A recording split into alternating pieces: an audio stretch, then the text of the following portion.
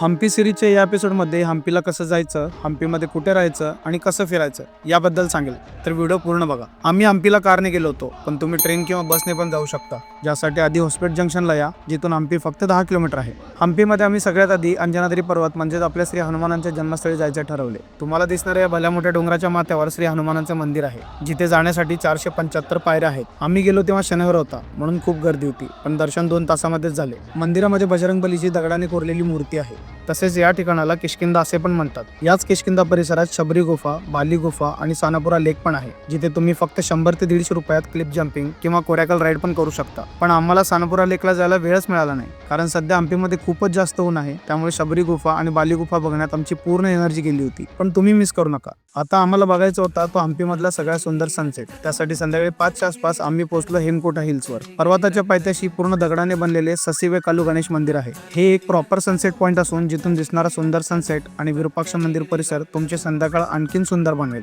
आता हम्पीमध्ये राहण्यासाठी तुम्हाला भरपूर हॉटेल्स मिळून जातील, पण मी तुम्हाला सजेस्ट करेल की तुम्ही कमलापूर परिसरामध्ये हॉटेल बघा, जिथून हम्पीमधली बरीचशी प्लेसेस जवळ आहेत. आम्हाला कमलापूरमध्येच फक्त 800 रुपयामध्ये 3 लोकांसाठी एकदम मस्त रूम मिळाली होती. तसेच हम्पीमध्ये फिरण्यासाठी 200 ते 300 रुपयामध्ये रेंटेड बाईक्स, रेंटेड सायकल्स किंवा ऑटो मिळून जातील. या सगळ्यांचे डिटेल्स डिस्क्रिप्शनमध्ये दिले आहेत, ते एकदा चेक करून घ्या आणि पेजला फॉलो करायला विसरू नका.